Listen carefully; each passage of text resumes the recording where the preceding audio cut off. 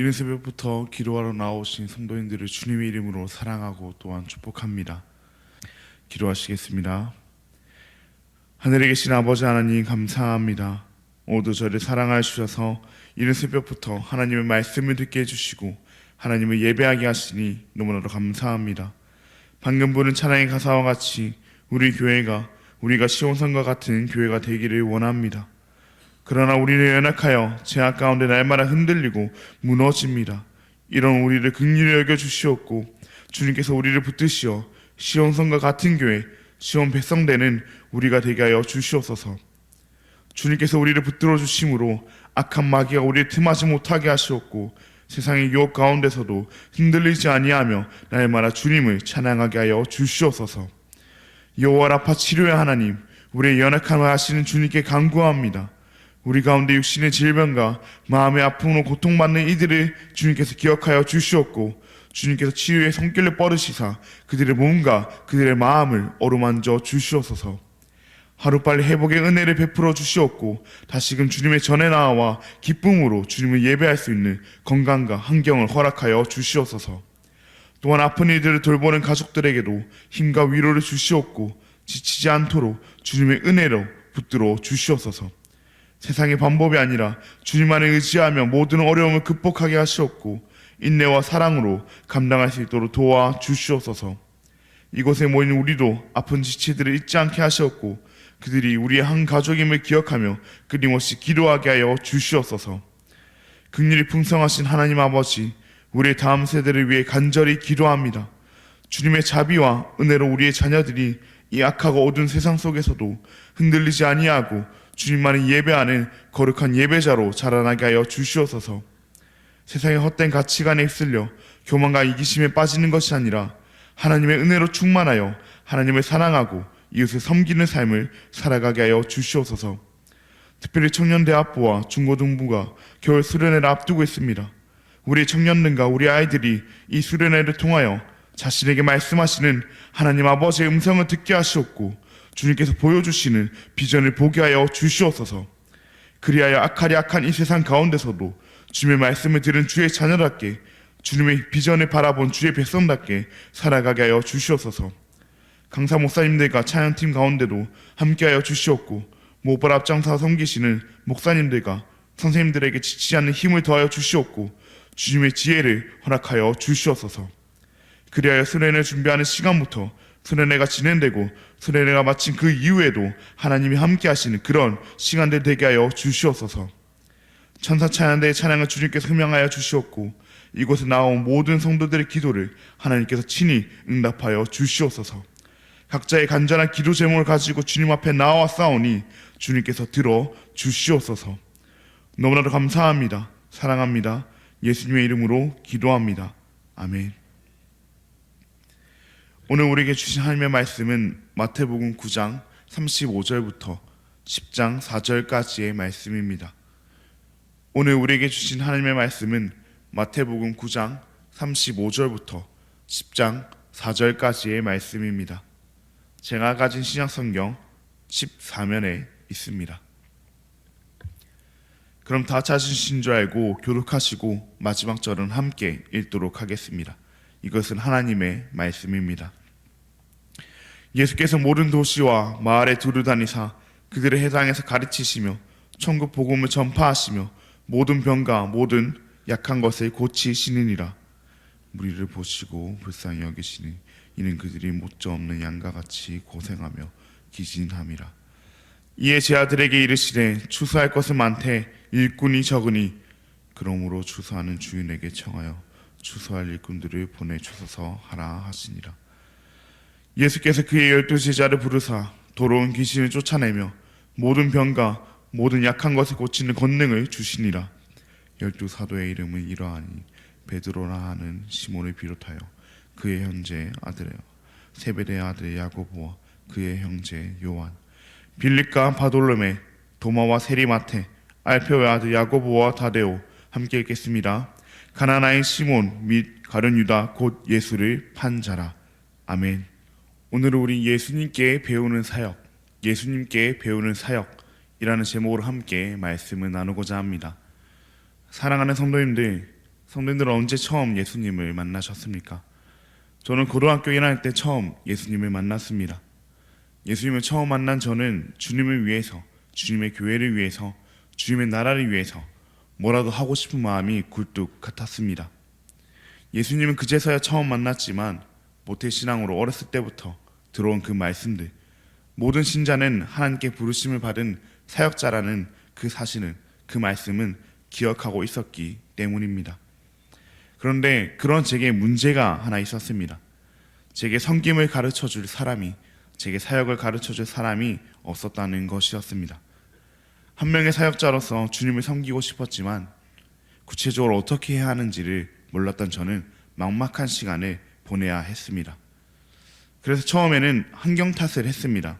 제가 처한 환경, 나를 이끌어줄 사람이 하나도 없다는 그 환경 탓을 많이 했습니다. 하지만 시간이 지나고 보니 제게 사역을 가르쳐줄 이는 언제나 제 곁에 계셨습니다. 바로 우리 예수님이십니다. 예수님께서는 이미 말씀을 통해 어떻게 사역해야 하는지를 분명히 가르쳐주고 계셨습니다. 그런데 저는 그 사실을 알지 못했던 것입니다. 한 명 한 명의 사역자된 성도님들, 오늘 말씀을 통해서 사역의 대가이신 그 예수님께 사역을 배워보고자 합니다. 예수님을 통해 어떤 마음으로 사역해야 하며 어떤 방법으로 사역해야 하는지, 그리고 무엇을 위해 사역해야 하는지 함께 배우고 우리의 삶 가운데 적용해보는 시간이 되기를 원합니다. 본격적으로 예수님께 사역을 배우기에 앞서 예수님의 사역은 어떤 사역이었는지를 함께 보기를 원합니다. 본문 35절 말씀입니다. 예수께서 모든 도시와 마을에 두루다니사 그들의 해당에서 가르치시며 천국 복음을 전파하시며 모든 병과 모든 약한 것을 고치시느니라. 아멘. 예수님의 사역은 크게 세 가지로 구분할 수 있었습니다. 말씀에 나와 있듯 가르침과 천국 복음 전파와 그리고 고치심입니다. 우리가 이때까지 새벽 시간에 살펴본 말씀 가운데 이는 분명하게 드러났습니다. 마태복음 5장부터 또 7장에 이르기까지 그 상상수훈이 예수님의 대표적인 가르침의 사역이었으며 8장부터 9장까지 수많은 병자들과 귀신 들린 자들을 주님께서 치유하시면서 고치심의 사역과 천국 복음 전파의 사역도 함께 하셨습니다. 그렇게 본문 35절은 이 마태복음 5장부터 9장까지의 그 예수님의 사역의 요약이라고도 할 수 있으며 예수님의 사역을 요약하는 그 핵심 구절입니다. 예수님의 이 세 가지 사역을 기억하며 사역자된 우리도 마땅히 가르침과 복음 전파와 고침의 사역을 감당해야 합니다. 그렇다면 이 사역들을 감당함에 있어서 우리의 마음은 어떠해야 할까요? 예수님께서 어떤 마음으로 사역해야 하는지 배우기를 원합니다. 오늘 본문 36절 말씀입니다. 무리를 보시고 불쌍히 여기니 이는 그들이 목자 없는 양과 같이 고생하며 기진함이라. 아멘. 예수님께서는 어떤 마음으로 사역하셨다고 합니까? 불쌍히 여기는 마음, 긍휼히 여기는 마음으로 사역하셨습니다. 그들이 목자 없는 양과 같이 방황하고 있었기 때문입니다. 양은 어떤 존재입니까? 양은 목자가 없으면 안 되는 존재입니다. 양은 자기 스스로 보호할 능력이 부족하여 사나운 들짐승들에게 공격당하기 십상입니다. 또한 반영 감각이 약하여 쉽게 길을 잃어버려 목자의 인도가 꼭 필요합니다. 그런 양에게 목자가 없다면 말씀과 같이 양은 고생할 것이며 기진할 것입니다. 사나운 들짐승들에게 공격당하기로 할 것이며 길을 잃어버려 방황하기도 할 것입니다. 예수님께서는 무리들의 영적 상태가, 사람들의 영적 상태가 이와 같다고 말씀하십니다. 목자 없는 양과 같다고 말씀하십니다.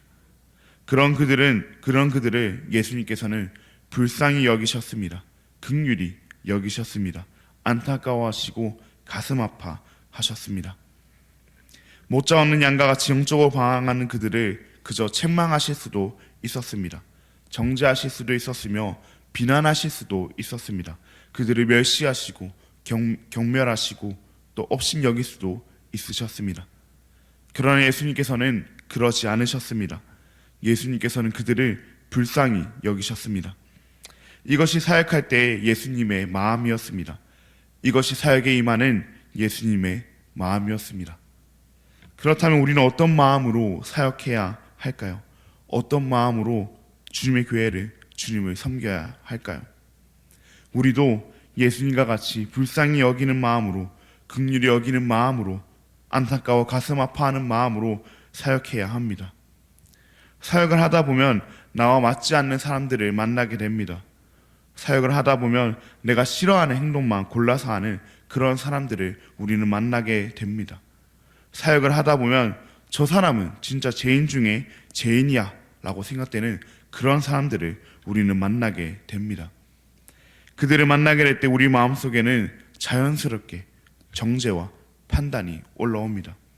어떻게 나와 이렇게 안 맞지? 어떻게 저런 행동을 하지? 어떻게 저런 죄를 짓지? 하면서 말입니다. 그들을 미워하는 마음이 우리 안에 조금씩 올라옵니다. 물론 그들의 행동에 잘못된 부분이 있다면 그들이 분명히 그건 고쳐야 하는 부분입니다. 그러나 그들을 향한 우리의 마음은 불쌍히 여기는 마음이어야 합니다. 그들을 향한 우리의 사역의 시작은 불쌍히 여기는 마음이어야 합니다. 왜 그렇게 해야 할까요? 우리 예수님께서 그렇게 하셨기 때문에 우리도 그렇게 해야 합니다. 죄 없으신 예수님께서 보셨을 때 그들에게 얼마나 죄가 많겠습니까? 그러나 예수님은 그들을 향해 정죄의 마음으로 사역을 시작하지 않으셨습니다. 불쌍히 여기는 마음으로, 긍휼히 여기는 마음으로 예수님께서는 사역을 시작하셨습니다.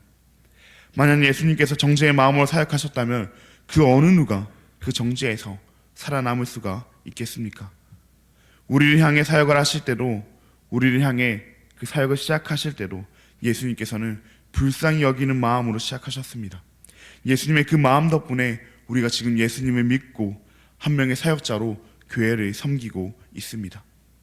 그 누구보다 죄 많고 정죄할 것 많은 나를 향해 예수님께서 그렇게 불쌍히 여기는 마음으로 사역을 하셨으니 우리도 사역할 때 불쌍히 여기는 마음으로, 긍휼히 여기는 마음으로, 안타까워 가슴 아파하는 마음으로 사역하기를 원합니다. 우리는 저는 예수님을 통해 사역할 때 어떤 마음으로 사역해야 되는지를 배웠습니다. 이제는 우리가 어떻게 사역해야 되는지 그 사역의 방법에 대해서 예수님을 통해 배우기를 원합니다. 오늘 본문 말씀 37절과 38절 말씀입니다. 이에 제 아들에게 이르시되 추수할 것은 많되 일꾼이 적으니 그러므로 추수하는 주인에게 청하여 추수할 일꾼들을 보내주소서 하라 하시니라. 아멘. 이게 무슨 말입니까?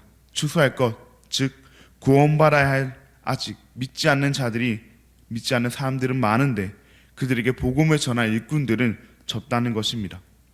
일반적으로 일꾼이 적으면 어떻게 해야 합니까? 지금 당장 일꾼을 더 뽑아야 하며 주변의 사람들에게 일꾼이 되라고 명령해야 합니다. 하지만 예수님께서는 뭐라고 말씀하십니까? 추수하는 주인에게 추수할 일꾼을 보내달라고 청하라고 말씀하십니다.